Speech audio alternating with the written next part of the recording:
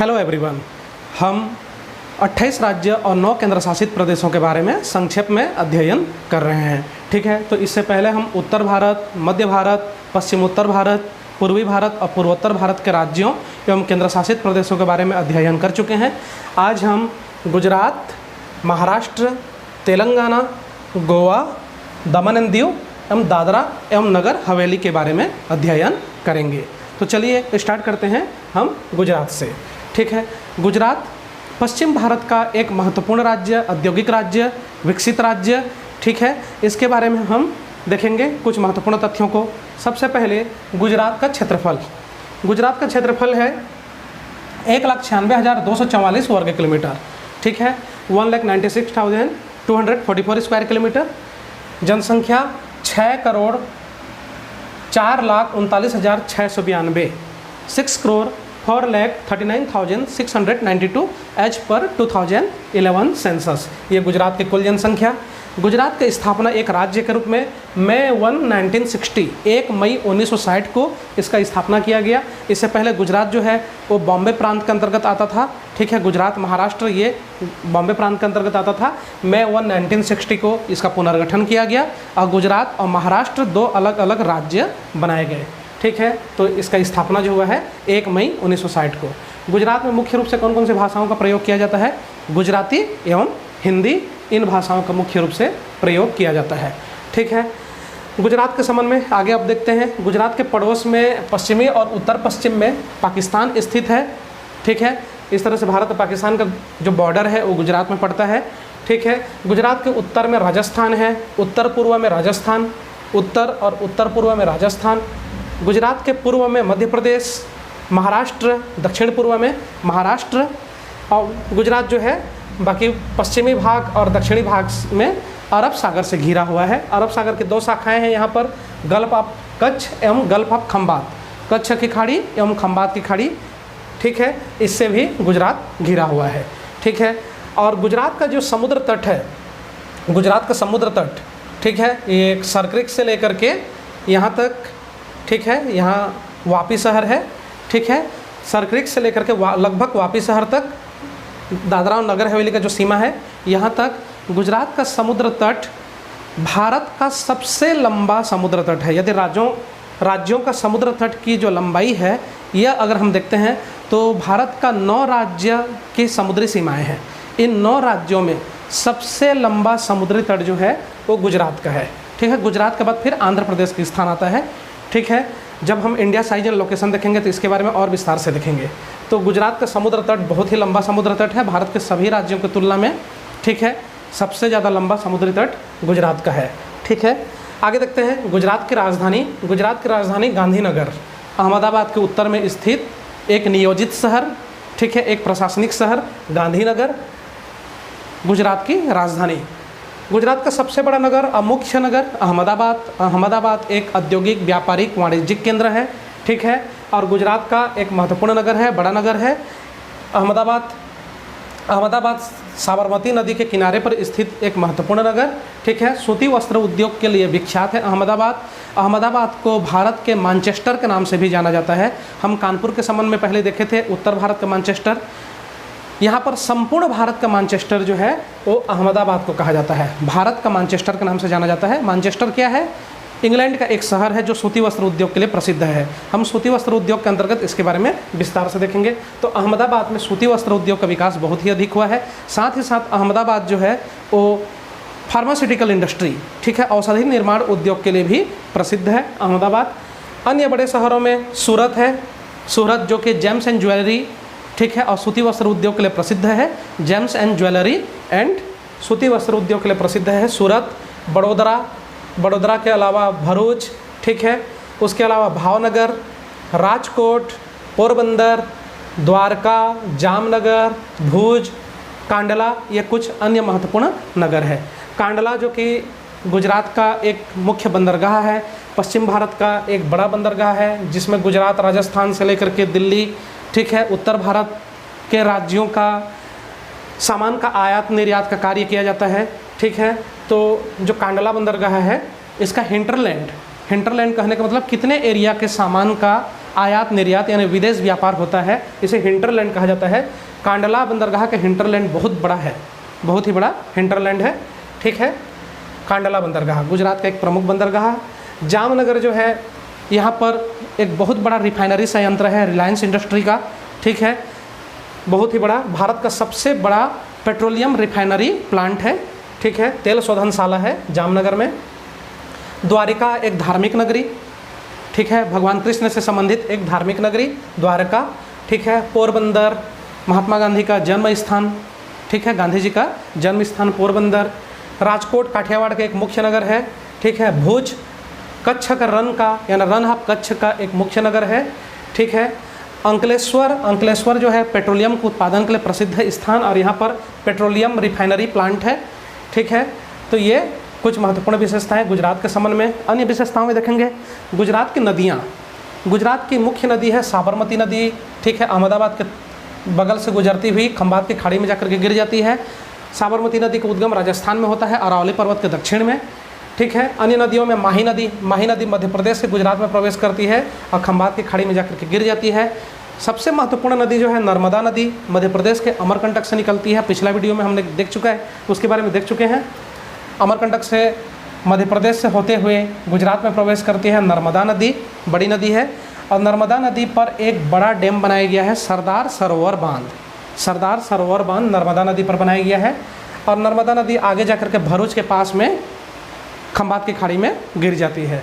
अन्य नदी है तापी नदी, ठीक है, ताप्ती नदी या तापी नदी।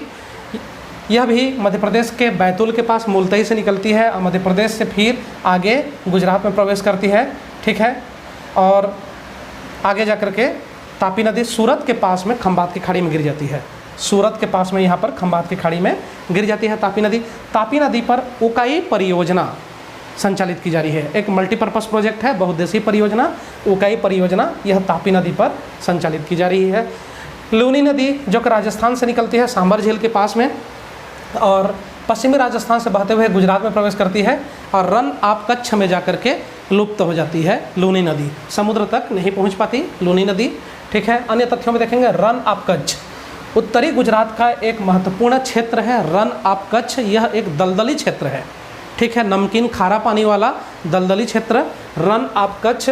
गर्मी के दिनों में सूखा तो रहता है लेकिन बारिश के दिनों में और अधिकांश समय यह दलदली क्षेत्र है, ठीक है। यहाँ पर नमक का उत्पादन बहुत ज़्यादा होता है, रन ऑफ कच्छ, ठीक है। रन ऑफ कच्छ उत्तरी गुजरात का एक महत्वपूर्ण क्षेत्र है, ठीक है। यहाँ पर गल्फ ऑफ कच्छ के बगल में यहाँ पर गुजरात में यहाँ पर कांडला बंदरगाह के पास में लिटिल रन, ठीक है, रन ऑफ कच्छ की तरह एक छोटा सा दलदली क्षेत्र है जिसे लिटिल रन के नाम से जाना जाता है, ठीक है। ये काठियावाड़ प्रायद्वीप है, गुजरात का ये जो प्रायद्वीप है वो काठियावाड़ प्रायद्वीप है दक्षिणी भाग में, और गुजरात का ये उत्तरी भाग में ये जो प्रायद्वीप है यह कच्छ की प्रायद्वीप है, कच्छ पेनिनसुला, और यह काठियावाड़ पेनिनसुला, ठीक है। काठियावाड़ का जो तट है ये गुजरात में स्थित जो कि अरब सागर में एक तट है, इसे काठियावाड़ तट के नाम से जाना जाता है, काठियावाड़ कोस्ट के नाम से जाना जाता है, ठीक है। किसी किसी किताब में पोरबंदर कोस्ट भी दे देता है, तो इसे काठियावाड़ कोस्ट या पोरबंदर कोस्ट के नाम से जाना जाता है, ठीक है। तो ये गुजरात के संबंध में कुछ महत्वपूर्ण तथ्य। गुजरात जो है वो कृषि की दृष्टि से एक संपन्न राज्य है।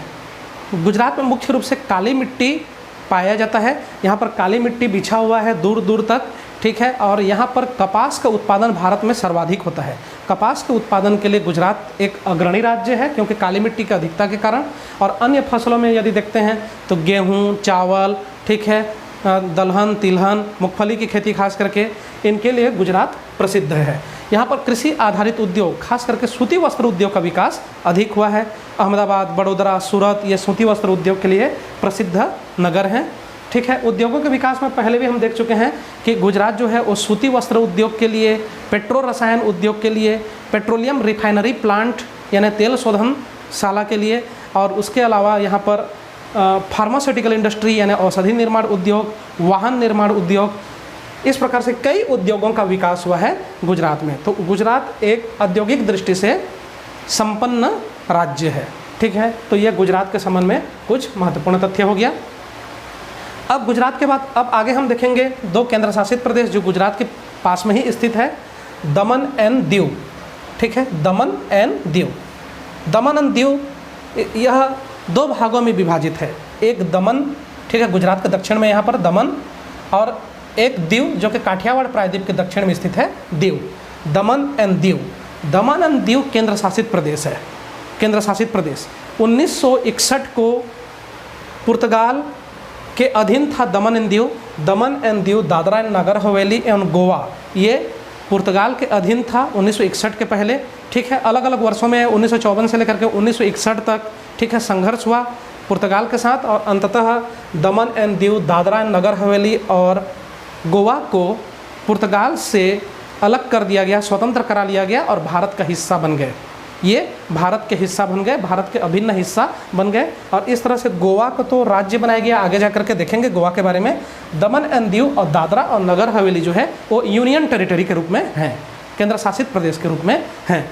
तो दमन एंड दीव का क्षेत्रफल जो है वो 112 वर्ग किलोमीटर है, ज़्यादा बड़ा नहीं है। दमन एंड दीव दोनों को मिला करके 112 वर्ग किलोमीटर। जनसंख्या में बहुत ही अधिक नहीं है, 2,43,247। ठीक है, जनसंख्या 2,43,247। यहाँ पर गुजराती भाषा का मुख्य रूप से प्रयोग किया जाता है। 1961 को भारत का हिस्सा बना दमन एंड दीव। ठीक है, और 30/5/1987 को 30 मई 1987 को केंद्र शासित प्रदेश घोषित किया गया दमन एंड दीव को। उससे पहले दमन एंड दीव गोवा केंद्र शासित प्रदेश के अंतर्गत आता था, क्योंकि गोवा भी पहले केंद्र शासित प्रदेश था। जब हम गोवा देखेंगे तो और विस्तार से देखेंगे। ठीक है, तो दमन एंड दीव गोवा केंद्र शासित प्रदेश का भी हिस्सा रह चुका है। बाद में जाकर के 1987 को इसे स्वतंत्र केंद्र शासित प्रदेश घोषित किया गया, यानी गोवा से अलग केंद्र शासित प्रदेश घोषित किया गया। ठीक है, तो दमन एंड दीव में मुख्य रूप से गुजराती भाषा का प्रयोग किया जाता है। गुजराती भाषा, क्योंकि गुजरात से सटा हुआ है तो गुजराती भाषा का प्रयोग ही मुख्य रूप से यहाँ पर किया जाता है। अब देखते हैं आगे दादरा एंड नगर हवेली। ठीक है, DNH के नाम से जाना जाता है, दादरा एंड नगर हवेली। दादरा नगर हवेली जो है यह भी गुजरात और महाराष्ट्र के बॉर्डर में स्थित है। गुजरात और महाराष्ट्र के बॉर्डर में स्थित एक केंद्र शासित प्रदेश है। ठीक है, और यह भी पहले पुर्तगाल के अधीन था। 1954 से 1961 के बीच में संघर्ष हुआ और फाइनली 1961 को दादरा नगर हवेली को भी पुर्तगाल से स्वतंत्र करा करके स्वतंत्र भारत में मिला दिया गया। ठीक है, तो दादरा एंड नगर हवेली एक केंद्र शासित प्रदेश के रूप में अस्तित्व में आया। 491 वर्ग किलोमीटर इसका क्षेत्रफल है। 3,43,709 2011 के जनगणना के अनुसार यहाँ की कुल जनसंख्या है। गुजराती और हिंदी भाषाओं को प्रयोग किया जाता है दादरा नगर हवेली में। ठीक है, 1961 को इसे यूनियन टेरिटरी केंद्र शासित प्रदेश घोषित किया गया 1961 को। ठीक है, दादरा और नगर हवेली की राजधानी सिलवासा। दादरा और नगर हवेली की राजधानी सिलवासा। यह मुख्यतः कृषि बहुल्य केंद्र शासित प्रदेश है। ठीक है, और जनजातियों की संख्या भी बहुत अधिक है दादरा एंड नगर हवेली में, और कृषि बहुल्य केंद्र शासित प्रदेश है। दमन एंड दीव की राजधानी दमन है। कन्फ्यूज होते हैं स्टूडेंट्स कई बार, दमन एंड दीव की राजधानी दमन। ठीक है, तो ये दो केंद्र शासित प्रदेश। अब हम आगे देखेंगे महाराष्ट्र के बारे में। ठीक है, महाराष्ट्र जो कि क्षेत्रफल की दृष्टि से भारत का तीसरा सबसे बड़ा राज्य। महाराष्ट्र क्षेत्रफल की दृष्टि से तीसरा सबसे बड़ा राज्य। Number 1 Rajasthan, number 2 Madhya Pradesh, number 3 Maharashtra. क्षेत्रफल की दृष्टि से तीसरा सबसे बड़ा राज्य। देख सकते हैं आप, काफ़ी दूर दूर तक फैला हुआ है महाराष्ट्र जो है, इसका क्षेत्रफल बहुत ही अधिक है। जनसंख्या की दृष्टि से महाराष्ट्र जो है वो भारत का दूसरा सबसे बड़ा राज्य है। Uttar Pradesh number 1, Maharashtra number 2। तो महाराष्ट्र के संबंध में कुछ महत्वपूर्ण तथ्य देखेंगे। क्षेत्रफल है महाराष्ट्र का 3,07,713 वर्ग किलोमीटर, 3,07,713 स्क्वायर किलोमीटर। इस तरह से क्षेत्रफल की दृष्टि से महाराष्ट्र जो है वो भारत का तीसरा बड़ा राज्य है। ठीक है, क्षेत्रफल की दृष्टि से तीसरा बड़ा राज्य। जनसंख्या महाराष्ट्र का 11,23,74,333, 23,74,333 एज पर 2011 census total population of Maharashtra. ठीक है, सेकंड पोजीशन पर स्थित है जनसंख्या के मामले में महाराष्ट्र। नंबर 1 उत्तर प्रदेश है और नंबर 2 महाराष्ट्र जनसंख्या के मामले में। इसका स्थापना गुजरात के साथ ही महाराष्ट्र की स्थापना 1 मई 1960 को किया गया। गुजरात और महाराष्ट्र दोनों का स्थापना 1 मई 1960 को किया गया। वास्तव में जो बॉम्बे प्रांत था उसका पुनर्गठन किया गया और गुजरात और महाराष्ट्र को विभाजित करके अलग अलग राज्य बनाया गया और इस तरह से महाराष्ट्र 1 मई 1960 को अस्तित्व में आया राज्य के रूप में। महाराष्ट्र की मुख्य भाषा जो है वो हिंदी है, मराठी है। महाराष्ट्र की मुख्य भाषा मराठी, हिंदी का भी यहाँ पर प्रयोग किया जाता है। ठीक है, तो मुख्य भाषा मराठी महाराष्ट्र का। महाराष्ट्र के पड़ोसी देखते हैं हम, उत्तर पश्चिम में गुजरात, महाराष्ट्र के पड़ोसियों में उत्तर पश्चिम में गुजरात, उत्तर में मध्य प्रदेश, पूर्व में छत्तीसगढ़। ठीक है, उसी तरह से आगे दक्षिण पूर्व में तेलंगाना, दक्षिण पूर्व में तेलंगाना, दक्षिण में कर्नाटक, और दक्षिण पश्चिम में गोवा, दक्षिण पश्चिम में गोवा। और उसके अलावा पश्चिमी भाग जो है वो समुद्र तटीय क्षेत्र है। ठीक है, समुद्री क्षेत्र है, अरब सागर। तो इस तरह से ये महाराष्ट्र के पड़ोसी हुए। ठीक है, महाराष्ट्र के संबंध में अन्य तथ्य देखेंगे। महाराष्ट्र की राजधानी मुंबई, जो पहले बॉम्बे के नाम से जाना जाता था, मुंबई महाराष्ट्र की राजधानी। जनसंख्या की दृष्टि से भारत का सबसे बड़ा नगर मुंबई। ठीक है, अभी पिछले कुछ वर्षों में दिल्ली की जनसंख्या भी बहुत ही अधिक हो गई है। ठीक है, तो 2011 की जनगणना के अनुसार भारत का सबसे बड़ा नगर जो है वो मुंबई है। ठीक है, मुंबई महाराष्ट्र की राजधानी, प्रशासनिक नगर, एक मुख्य औद्योगिक केंद्र। यहाँ पर सूती वस्त्र उद्योग का विकास, फिल्म उद्योग का विकास, औषधि निर्माण उद्योग, वाहन निर्माण उद्योग, पेट्रो रसायन उद्योग और अन्य कई प्रकार के उद्योग धंधों का बहुत ही ज़्यादा विकास हुआ है। भारत का एक मुख्य वित्तीय केंद्र है, वित्तीय राजधानी के रूप में भी जाना जाता है। यहाँ पर बैंकिंग सेक्टर, इंश्योरेंस सेक्टर और कई अन्य महत्वपूर्ण कंपनियों के कार्यालय स्थापित किया गया है मुंबई में। और इस तरह से मुंबई भारत का एक वित्तीय आर्थिक राजधानी है। ठीक है, मुंबई जो कि एक द्वीप पर स्थित है। ठीक है, वैसे मुंबई का जो क्षेत्र है वो काफ़ी विशाल क्षेत्रफल हो गया है। ग्रेटर मुंबई अगर हम देखते हैं तो बहुत दूर दूर तक फैला हुआ है, लेकिन मुंबई का जो प्राचीन नगरी है, पुराना नगरी है, एक द्वीप पर स्थित है। ठीक है, वो मुख्य भूमि से एक ब्रिज बना करके उसको जोड़ा गया है। ठीक है, मुंबई के संबंध में अन्य महत्वपूर्ण तथ्य, यहाँ पर 2 बंदरगाह हैं, मुंबई बंदरगाह और जवाहरलाल नेहरू बंदरगाह। मुंबई बंदरगाह और जवाहरलाल नेहरू बंदरगाह, ये बंदरगाह भारत का सबसे बड़े बंदरगाह हैं। यहाँ से सबसे ज़्यादा वस्तुओं का आयात निर्यात किया जाता है। ठीक है, मुंबई और जवाहरलाल नेहरू बंदरगाह के माध्यम से। ठीक है, मुंबई के पास में बॉम्बे हाई जो कि अरब सागर में अपतटीय क्षेत्र में, ऑफशोर एरिया में। ठीक है, समुद्र का जो कम गहरा भाग होता है, जो मुख्य भूमि से लगा हुआ कम गहरा भाग समुद्र का, उसे अपतटीय क्षेत्र या ऑफशोर एरिया कहा जाता है। तो ऑफशोर एरिया में स्थित मुंबई हाई ये पेट्रोलियम के उत्पादन के लिए प्रसिद्ध है। उसी तरह से बासेन जो है वो भी मुंबई से ज़्यादा दूर नहीं है, मुंबई से दक्षिण पश्चिम में बासेन, यहाँ पर भी पेट्रोलियम का उत्पादन किया जाता है। ठीक है, अन्य महत्वपूर्ण तथ्यों में देखते हैं, मुंबई के उत्तर में तारापुर स्थित है, यहाँ पर परमाणु बिजली उत्पन्न किया जाता है। ठीक है, न्यूक्लियर पावर प्लांट स्थित है तारापुर में। इसके अलावा अन्य शहरों में थाने।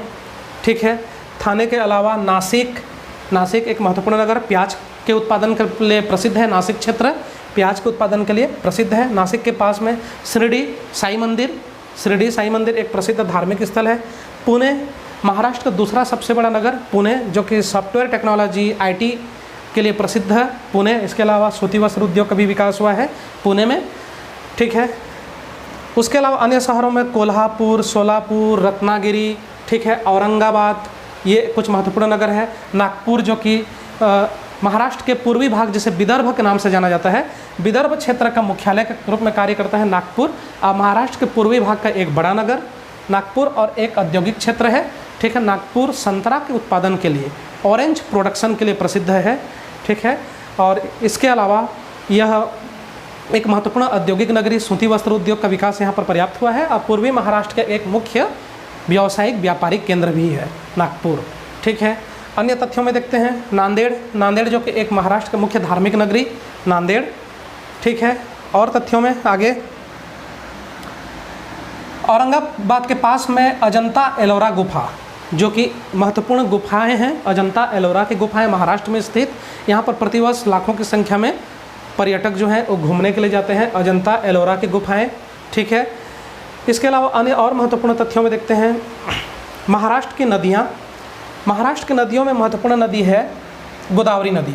गोदावरी नदी का उद्गम नासिक के पास में त्रयंबकेश्वर नामक स्थान पर होता है और आगे गोदावरी नदी जाकर के तेलंगाना में प्रवेश करती है। महाराष्ट्र और तेलंगाना के बीच में कुछ समय तक सीमा भी बनाती है, कुछ दूरी तक। अब फिर गोदावरी नदी आगे जाकर के आंध्र प्रदेश में बंगाल की खाड़ी में जाकर के गिर जाती है।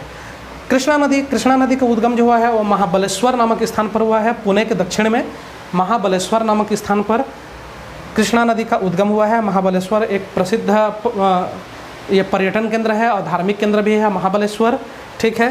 कृष्णा नदी का उद्गम, कृष्णा नदी महाराष्ट्र से फिर कर्नाटक होते हुए तेलंगाना होते हुए आंध्र प्रदेश में चली जाती है और वहाँ बंगाल की खाड़ी में जाकर के गिर जाती है कृष्णा नदी, ठीक है।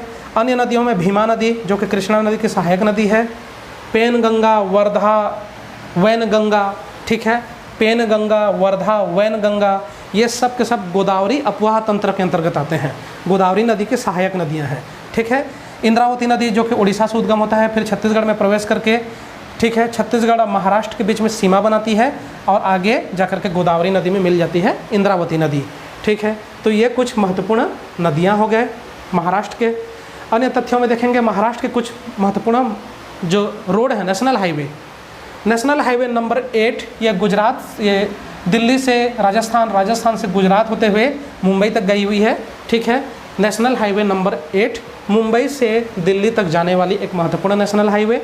अन्य नेशनल हाईवे में नेशनल हाईवे नंबर 3 यह भी मुंबई से दिल्ली तक, ठीक है, दिल्ली के पहले आगरा तक जाने वाली महत्वपूर्ण नेशनल हाईवे है, national highway number 3। National highway number 6 यहाँ नेशनल हाईवे नंबर 3 धुले से लेकर के आगे नागपुर होते हुए, रायपुर होते हुए कोलकाता तक जाने वाली नेशनल हाईवे नंबर 6, ठीक है। इसमें स्थान पर इसका जो क्रमांक हो चेंज कर दिया गया है और नेशनल हाईवे नंबर 53 हो गया है, ठीक है, नेशनल हाईवे नंबर 53। तो नेशनल हाईवे नंबर 6। अन्य नेशनल हाईवे में नेशनल हाईवे नंबर 7 यह उत्तर प्रदेश, मध्य प्रदेश होते हुए, महाराष्ट्र होते हुए, महाराष्ट्र का नागपुर होते हुए, हैदराबाद होते हुए, बेंगलोर होते हुए कन्याकुमारी तक गई हुई है। नेशनल हाईवे नंबर 7 भारत का सबसे लंबा नेशनल हाईवे, ठीक है, यह भी महाराष्ट्र से गुजरा हुआ है। नेशनल हाईवे नंबर 4 पुणे से आगे बढ़ करके यह नेशनल हाईवे नंबर 4 चेन्नई तक जाती है। तो मुंबई को चेन्नई से जोड़ने वाली महत्वपूर्ण नेशनल हाईवे नंबर 4।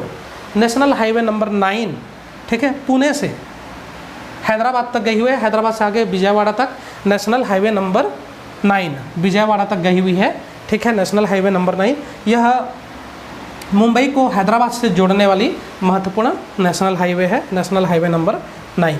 तो ये तो हो गए नेशनल हाईवेज।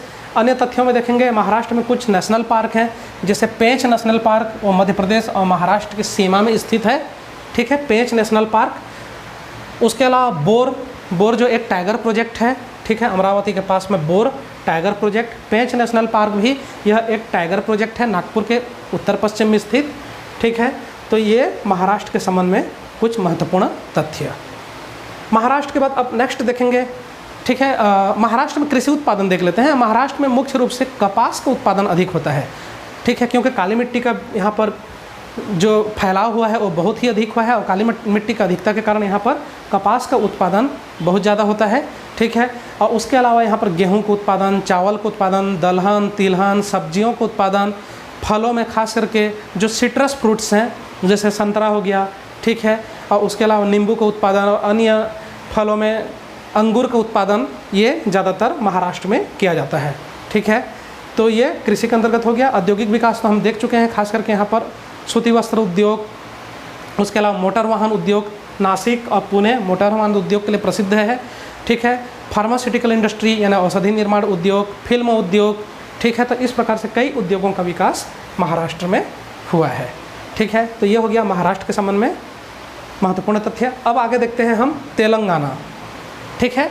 तेलंगाना ज़्यादा पुराना राज्य नहीं है, नया राज्य है, ठीक है। 2 जून सन 2014 को, जून 2014 को आंध्र प्रदेश से अलग करके, विभाजित करके तेलंगाना राज्य बनाया गया, ठीक है। तो तेलंगाना के संबंध में हम यहाँ पर देखेंगे।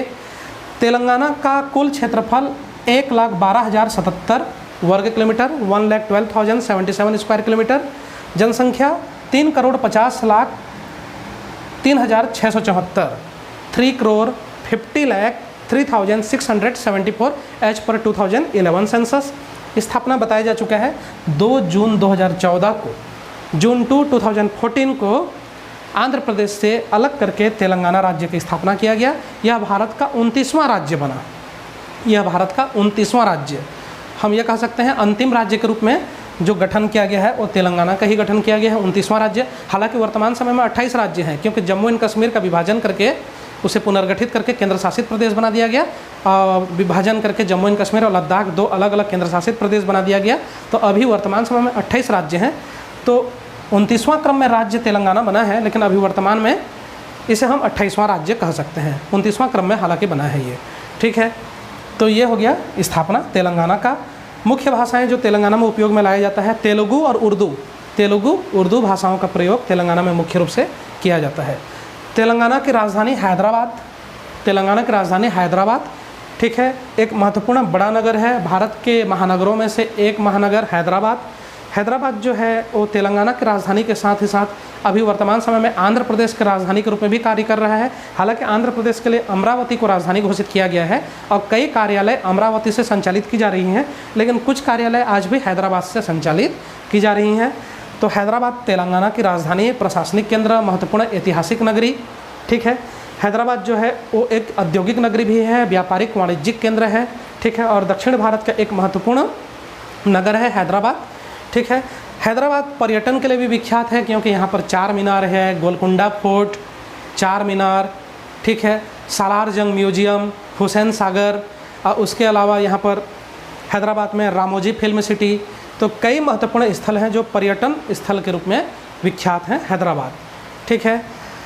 हैदराबाद के अलावा वारंगल, वारंगल भी एक महत्वपूर्ण ऐतिहासिक नगरी है, ठीक है, तेलंगाना में स्थित। अन्य महत्वपूर्ण नगरों में खम्माम, निजामाबाद, ठीक है, ये कुछ महत्वपूर्ण नगर हैं तेलंगाना स्थित। अन्य महत्वपूर्ण तथ्यों में देखेंगे यहाँ पर निजाम सागर झील है, ठीक है, निजाम सागर झील। उसके अलावा यहाँ पर मंजीरा नेशनल पार्क, निजाम सागर झील के उत्तर में मंजीरा नेशनल पार्क स्थित है तेलंगाना में, ठीक है। तेलंगाना की नदियों में अगर देखते हैं तो महत्वपूर्ण नदियों में गोदावरी नदी, ठीक है, गोदावरी नदी तेलंगाना की महत्वपूर्ण नदियाँ। यह महाराष्ट्र से तेलंगाना में प्रवेश करती है और तेलंगाना और महाराष्ट्र का कुछ दूरी तक सीमा भी बनाती है, और आगे जाकर के गोदावरी नदी आंध्र प्रदेश में चली जाती है और वहाँ से फिर बंगाल की खाड़ी में मिल जाती है। अन्य महत्वपूर्ण नदियों में कृष्णा नदी, कृष्णा नदी जो है वो तेलंगाना में आंध्र प्रदेश और तेलंगाना की कुछ दूरी तक सीमा बनाती है, और कृष्णा नदी आंध्र प्रदेश में प्रवेश कर जाती है, बंगाल की खाड़ी में मिल जाती है। कृष्णा नदी पर तेलंगाना और आंध्र प्रदेश के बॉर्डर में डैम बनाया गया है, नागार्जुन सागर डैम, नागार्जुन सागर डैम, ठीक है। तो यह एक महत्वपूर्ण बहुउद्देशीय परियोजना है, मल्टीपर्पज़ प्रोजेक्ट है, नागार्जुन सागर डैम, ठीक है। रोड्स में अगर देखते हैं तो नेशनल हाईवे नंबर 7, ठीक है, हैदराबाद होते हुए आगे बेंगलोर की तरफ गई हुई है, ठीक है। नेशनल हाईवे नंबर 7 विस्तार से बताया जा चुका है। नेशनल हाईवे नंबर 9 यह पुणे से हैदराबाद होते हुए विजयवाड़ा तक गई हुई है। यह 2 महत्वपूर्ण नेशनल हाईवे हैं, ठीक है। अन्य तथ्यों में तेलंगाना का जो मुख्य कृषि उत्पादन जो वहाँ पर देखते हैं तो चावल का उत्पादन वहाँ पर बहुत अधिक होता है, और चावल वहाँ का मुख्य फसल है। चावल के अलावा यहाँ पर कपास का उत्पादन होता है तेलंगाना में, ठीक है, मूंगफली का उत्पादन, तंबाकू, और इसके अलावा अन्य दलहन, तिलहन, मक्का इत्यादि का उत्पादन तेलंगाना में मुख्य फसल के रूप में किया जाता है। फलों का उत्पादन, सब्जियों का उत्पादन भी यहाँ पर अधिक होता है, ठीक है। अन्य तथ्यों में यहाँ पर औद्योगिक विकास भी बहुत ही अधिक हुआ है, खास करके हैदराबाद एक महत्वपूर्ण औद्योगिक नगर है। सूती वस्त्र उद्योग का विकास यहाँ पर पर्याप्त हुआ है। उसके अलावा फार्मास्यूटिकल इंडस्ट्री, औषधि निर्माण उद्योग और कई अन्य उद्योगों का विकास भी तेलंगाना में हुआ है, ठीक है। तो ये तेलंगाना के संबंध में कुछ महत्वपूर्ण तथ्य। तो ये हो गया तेलंगाना। तेलंगाना के बाद अब आगे देखेंगे लास्ट में आज गोवा, ठीक है। गोवा जो कि क्षेत्रफल की दृष्टि से भारत का सबसे छोटा राज्य, केंद्र शासित प्रदेशों को हटा दिया जाए तो 28 राज्यों में सबसे छोटा राज्य जो है वो गोवा है, ठीक है। कितना? 3702 वर्ग किलोमीटर, 3702 स्क्वायर किलोमीटर में फैला हुआ है गोवा, सबसे छोटा राज्य क्षेत्रफल में। इससे ऊपर क्या है बताया जा चुका है, ठीक है, रिमेंबर। सिक्किम, सिक्किम के ऊपर में फिर त्रिपुरा, और त्रिपुरा के ऊपर में नागालैंड। तो इस तरह से क्षेत्रफल में सबसे छोटे राज्य अगर देखते हैं तो सबसे छोटा गोवा, गोवा से थोड़ा बड़ा है सिक्किम से थोड़ा सा बड़ा है त्रिपुरा, और त्रिपुरा से थोड़ा बड़ा है नागालैंड। तो ये जो है 4 और भारत में क्षेत्रफल की दृष्टि से सबसे छोटे राज्य, गोवा, सिक्किम, त्रिपुरा, नागालैंड। ठीक है, तो गोवा सबसे छोटा राज्य। जनसंख्या 14,58,545, 14,58,545 एज पर 2011 सेंसस। यहाँ पर कोंकणी और मराठी भाषाओं का प्रयोग किया जाता है। ठीक है, 1961 को केंद्र शासित प्रदेश के रूप में गठन किया गया। गोवा और दमन एंड दीव इनको संयुक्त रूप से एक साथ केंद्र शासित प्रदेश के रूप में स्थापित किया गया 1961 को। ऐतिहासिकता क्या है हम बता चुके हैं। पहले यह पुर्तगाल का हिस्सा था, पुर्तगाल से इसे स्वतंत्र करा करके स्वतंत्र भारत में मिला दिया गया। अब भारत का अभिन्न हिस्सा बन गया गोवा, और 1961 को केंद्र शासित प्रदेश के रूप में इसका गठन किया गया। 30 मई 1987 को गोवा को एक पूर्ण राज्य के रूप में गठित किया गया, और दमन एंड दीव को गोवा से अलग कर दिया गया, और दमन एंड दीव केंद्र शासित प्रदेश बन गया। ठीक है, और इस तरह से गोवा 30 मई 1987 को एक पूर्ण राज्य बन गया। गोवा के संबंध में और तथ्य देखेंगे।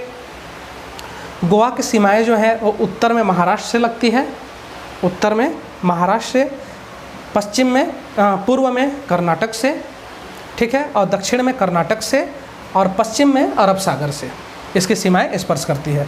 उत्तर महाराष्ट्र, पूर्व कर्नाटक, दक्षिण कर्नाटक, और पश्चिम में अरब सागर से इसकी सीमाएं स्पर्श करती है। महाराष्ट्र और गोवा की सीमा को, तटीय सीमा को, महाराष्ट्र और गोवा के तट को कोंकण तट के नाम से भी जाना जाता है। महाराष्ट्र और गोवा के तट को कोंकण तट के नाम से भी जाना जाता है। गोवा की राजधानी पणजी, ठीक है, महत्वपूर्ण नगर पणजी। गोवा में एक बंदरगाह है, ठीक है, मर्मुगुआ बंदरगाह जो है एक मुख्य बंदरगाह है गोवा में स्थित। गोवा में यदि औद्योगिक विकास देखते हैं तो यहाँ मुख्य रूप से पर्यटन उद्योग का विकास अधिक हुआ है। ठीक है, बहुत सारे पर्यटन स्थल है। इसमें वेगेटर बीच जो है वो प्रसिद्ध बीच है। ठीक है, पणजी के पास में स्थित समुद्र के तट पर वेगेटर बीच एक प्रसिद्ध बीच है, और अन्य कई महत्वपूर्ण पर्यटन केंद्र है। तो पर्यटन उद्योग गोवा का बहुत बड़ा उद्योग है। ठीक है, और उसके अलावा यहाँ पर सूती वस्त्र उद्योग और अन्य छोटे बड़े उद्योगों का स्थापना किया गया है। कृषि में मुख्य रूप से कपास का उत्पादन, ठीक है, किया जाता है। उसके अलावा चावल इत्यादि का भी उत्पादन किया जाता है कृषि में। ठीक है, आर्थिक दृष्टि से देखा जाए तो गोवा जो है एक संपन्न राज्य है, और मानव विकास भी यहाँ पर पर्याप्त हुआ है। ठीक है, मानव विकास सूचकांक में भी ऊपर का स्थान रखता है गोवा। तो ये गोवा के संबंध में कुछ महत्वपूर्ण तथ्य। ठीक है, तो आज के वीडियो में इतना ही। आज हमने गुजरात, महाराष्ट्र, दमन एंड दीव, दादरा नगर हवेली, गोवा और तेलंगाना के बारे में अध्ययन किए। ठीक है, अगले वीडियो में हम जो शेष बचे हुए राज्य हैं, ठीक है, जैसे कर्नाटक, तमिलनाडु, आंध्र प्रदेश, केरल और 2 केंद्र शासित प्रदेश जो द्वीपीय केंद्र शासित प्रदेश हैं, अंडमान निकोबार द्वीप समूह एवं लक्षद्वीप के बारे में अध्ययन करेंगे। तो आज के लिए इतना ही। Thank you.